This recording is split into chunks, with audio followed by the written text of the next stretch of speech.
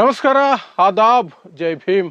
ನಾನು ನಿಮ್ಮ ಭಾಗ್ಯನಾರಾಯಣ ಬೊಗ್ಗವರಪು. ನೀವು ನೋಡ್ತಾ ಇದ್ದೀರಿ ಸುದ್ದಿ ಸರ್ಕಲ್. ಸೌಜನ್ಯ ಪ್ರಕರಣ ಮುಗದೇ ಹೋಯಿತು ಅಂದ್ಕೊಂಡಿದ್ದವರಿಗೆ ಅಥವಾ ಏನೇ ಆಗಲಿ ಇದಕ್ಕೆ ನ್ಯಾಯ ಸಿಗಲೇಬೇಕು ಈ ಪ್ರಕರಣದಲ್ಲಿ ಅಂತ ನಿರೀಕ್ಷೆ ಇಟ್ಕೊಂಡಿದ್ದವರಿಗೆ ಒಳ್ಳೆ ಸುದ್ದಿ ಒಂದು ಬಂದಿದೆ.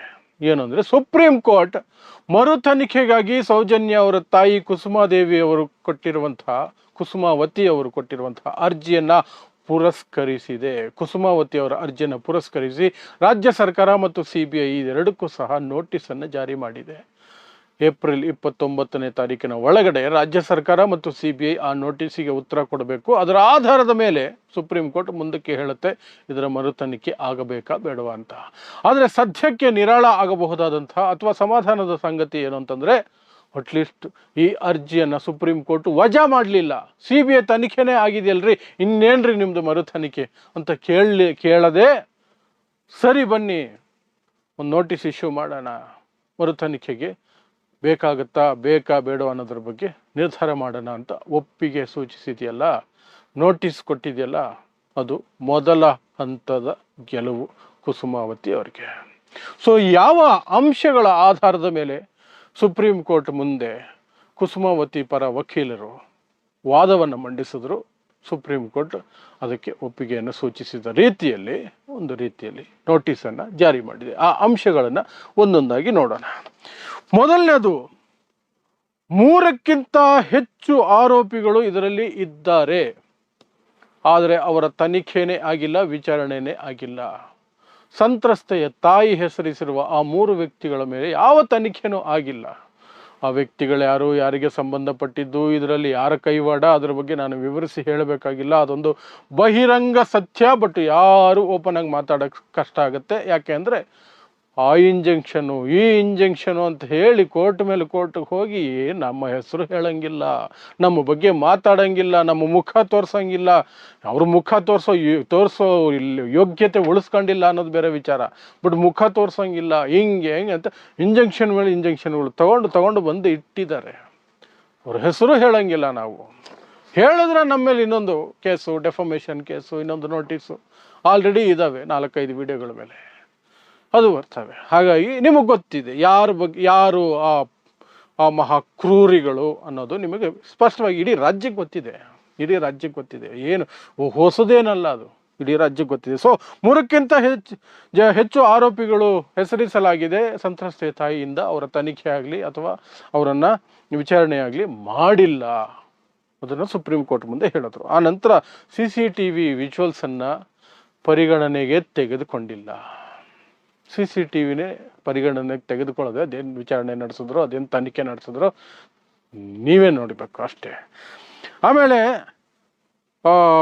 ವಜಿನಲ್ ಸ್ವ್ಯಾಪ್ ಏನಿದೆ, ಗುಪ್ತಾಂಗದಿಂದ ಒಂದು ರೇಪ್ ಆದಾಗ ಆ ಹೆಣ್ಣು ಮಗು ಸತ್ತು ಹೋದರೆ ಅಥವಾ ಬದುಕಿದ್ರು ಸಹ ಗುಪ್ತಾಂಗದಿಂದ ಅಲ್ಲಿರುವಂತಹ ಏನೇನು ಅಂಶಗಳು ತೆಗಿತಾರೆ, ಒಂದು ಸ್ವ್ಯಾಬಲ್ಲಿ ತೆಗೆದು ಅದನ್ನು ಪರೀಕ್ಷೆ ಕೊಡ್ತಾರೆ, ಯಾರ ಜೊತೆ ಮ್ಯಾಚ್ ಆಗುತ್ತೆ, ಏನೇನು ಆಗಿದೆ ಅನ್ನೋದ್ರ ಬಗ್ಗೆ ಅದರಲ್ಲಿ ಸಾಕಷ್ಟು ಕ್ಲೂಗಳು ಸಿಗ್ತವೆ. ಬಟ್ ಇದರಲ್ಲಿ ಈ ಪ್ರಕರಣದಲ್ಲಿ ಆ ಸ್ವ್ಯಾಬು ಫಂಗಸ್ ಬರುವವರೆಗೂ ಲ್ಯಾಬ್ಗೆ ಹೋಗಿಲ್ಲ. ಸೊ ಆ ಡಾಕ್ಟ್ರುಗಳು ಸಹ ಇದರಲ್ಲಿ ಶಾಮೀಲಾಗಿರಬೇಕು, ಪೊಲೀಸರು ಶಾಮೀಲಾಗಿರಬೇಕು ಅನ್ನೋದಕ್ಕೆ ಇಷ್ಟು ಸಾಲದ ಅನ್ನೋ ರೀತಿಯಲ್ಲಿ ವಾದವನ್ನು ಮಂಡಿಸಿದ್ದಾರೆ. ಆ ನಂತರ ಸ್ಥಳೀಯ ಪೊಲೀಸರು ಏನು ವರದಿಯನ್ನು ಕೊಟ್ಟಿದ್ರು ಅದೇ ವರದಿಯನ್ನು CBI ತನಿಖೆ ನಡೆಸಿ CBI ಸಹ ಕೊಟ್ಟಿದೆ. ಅದರಲ್ಲಿ ಏನು ಹೊಸದಿಲ್ಲ.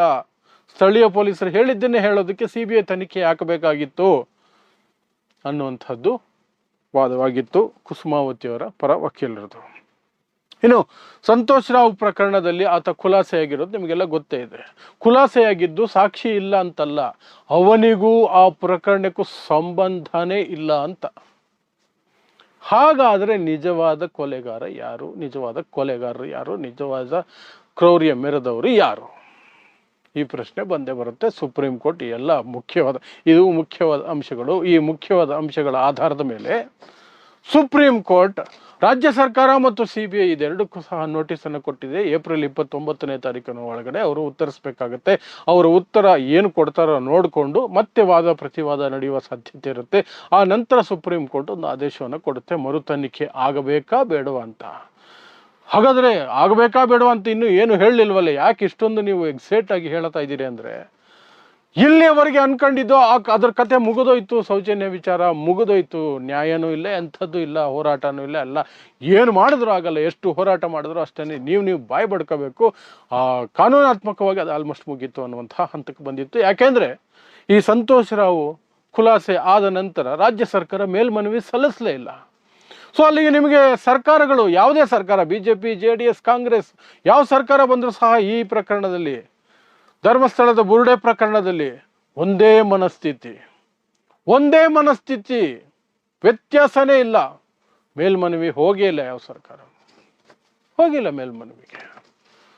ಸೊ ಎಲ್ಲರೂ ಅಂದ್ಕೊಂಡಿದ್ದು ಇಷ್ಟೆಲ್ಲ ಆಗ್ತಿದೆ ಅಂದಮೇಲೆ ಇದು ಮತ್ತೆ ಮರುಜೀವ ಪಡ್ಕೊಳ್ಳೋಕೆ ಸಾಧ್ಯನೇ ಇಲ್ಲ. ಈ ಪ್ರಕರಣದಲ್ಲಿ ಮುಂದಕ್ಕೆ ಏನಾದರೂ ಆಗೋ ಸಾಧ್ಯತೆಯೇ ಇಲ್ಲ. ನ್ಯಾಯ ಅನ್ನೋದನ್ನು ಈ ಪ್ರಕರಣದಲ್ಲಿ ನಾವು ನಿರೀಕ್ಷೆ ಮಾಡೋಕ್ಕೆ ಸಾಧ್ಯನೇ ಇಲ್ಲ. ನಿರೀಕ್ಷೆ ಮಾಡಿದ್ರೆ ನಾವು ಮೂರ್ಖರಾಗ್ಬಿಡ್ತೀವಿ ಅನ್ನೋ ನಿರ್ಧಾರಕ್ಕೆ ಆಲ್ಮೋಸ್ಟ್ ಜನ ಬಂದಿರಬೇಕಾದ್ರೆ ದಿಢೀರಂತ ಈಗ ಇಂಥದ್ದೊಂದು ನೋಟಿಸ್ ಕೊಡೋ ಪ್ರಕ್ರಿಯೆ ನಡೆಯುತ್ತಲ್ಲ, ಅರ್ಜಿಯನ್ನು ಸ್ವೀಕರಿಸುತ್ತಲ್ಲ ಸುಪ್ರೀಂ ಕೋರ್ಟ್, ಮರುತನಿಖೆ ಆಗಬೇಕು ಅನ್ನೋದು ಅರ್ಜಿಯನ್ನು ವಿಚಾರಣೆಗೆ ತೆಗೆದುಕೊಳ್ಳುತ್ತಲ್ಲ, ಅದೇ ಒಂದು ಗೆಲುವು, ಅದೇ ಮೊದಲ ಹಂತದ ಗೆಲುವಾಗತ್ತೆ. ಪ್ರತಿ ಹಂತನೂ ಇದಕ್ಕೆ ಮುಖ್ಯ ಆಗುತ್ತೆ.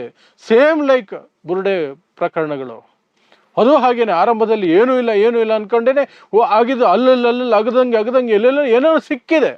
ವರದಿನೂ ಕೊಟ್ಟಿದ್ದಾರಂತೆ ಒಂದಷ್ಟು, ಏನೋ ಯಾರಿಗೆ, ರಾಜ್ಯ ಸರ್ಕಾರಕ್ಕೆ. ಅದನ್ನು ಸಾರ್ವಜನಿಕಗೊಳಿಸಿ ಅಂದರೆ ಈ ರಾಜ್ಯ ಸರ್ಕಾರಕ್ಕೆ ಮನಸ್ಸಿಲ್ಲ, ಧೈರ್ಯ ಇಲ್ಲ, ಎಂಥದ್ದು ಇಲ್ಲ. ಯಾರು ಕೇಳಿದ್ರು ಇಲ್ಲ. ಮಹಿಳಾ ಆಯೋಗದ ಅಧ್ಯಕ್ಷರು ಬಾಯಿ ಬಿಡ್ಕೊಂಡು ಕೇಳ್ತಿದ್ದಾರೆ, ಕೊಡ್ರಿ ಆ ವರದಿಯನ್ನು ಅಂತ. ಆ ಮಹಿಳಾ ಆಯೋಗದ ಅಧ್ಯಕ್ಷರು ಮತ್ತು ಮಹಿಳಾ ಆಯೋಗ ಪ್ರೆಷರ್ ಹಾಕಿದ್ದಕ್ಕೆ SIT ಆಗಿದ್ದು. ಆ SIT ಆಗಿದ್ದೇ ಅವರಿಂದ. ಅವರಿಂದ ಆದ SITಯ ವರದಿಯನ್ನು ಕೇಳಿದ್ರೆ ಅವ್ರು ಕೊಡ್ತಾ ಇಲ್ಲ.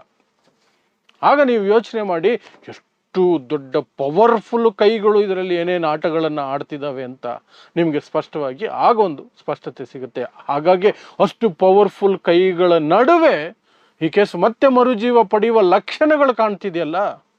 ಹಾಗಾಗಿ ನಾವು ಒಂದಷ್ಟು ಇದರ ಬಗ್ಗೆ ಜೋರಾಗಿ ಮಾತಾಡಬೇಕಾಗತ್ತೆ. ಸುಪ್ರೀಂ ಕೋರ್ಟ್ ನಾಳೆ ಏನು ಹೇಳುತ್ತೋ ಗೊತ್ತಿಲ್ಲ. 29ನೇ ತಾರೀಕು ಇವರು ಏನು ಸಲ್ಲಿಸ್ತಾರೆ, ಆನಂತರ ಏನಾಗುತ್ತೆ, ಆದೇಶ ಏನು ಬರುತ್ತೆ. ಬಟ್ ಇದು ಮೊದಲ ಹಂತದ ಗೆಲುವು ಅಂತಲೇ ನಾವು ಸ್ವೀಕರಿಸಬೇಕಾಗತ್ತೆ. ಮುಂದೆ ಒಂದು ನಿರೀಕ್ಷೆ ಇಟ್ಕೊಳ್ಬಹುದು, ಮರುತನಿಖೆ ಆಗ್ಬಿಡ್ಬೋದು, ನ್ಯಾಯ ಸಿಕ್ಬಿಡು, ತಪ್ಪಿತಸ್ಥರು ಯಾವನೇ ಆಗಿದ್ರು ಜೈಲು ಸೇರ್ಕೋಬಹುದು ಮೇ ಬಿ ಅನ್ನೋ ಒಂದು ಭರವಸೆ ಮೂಡಿಸುವಂತಹ ಒಂದು ಬೆಳವಣಿಗೆ ಇದು ಅಷ್ಟೇ. ಸೊ ಇಂತಹದ್ದೇ ವಿಶೇಷ ಸುದ್ದಿಗಳಿಗಾಗಿ ನೋಡ್ತಾ ಇರಿ ಸುದ್ದಿ ಸರ್ಕಲ್. ನಾನು ನಿಮ್ಮ ಭಾಗ್ಯನಾರಾಯಣ ಬೊಗವರಪೋ.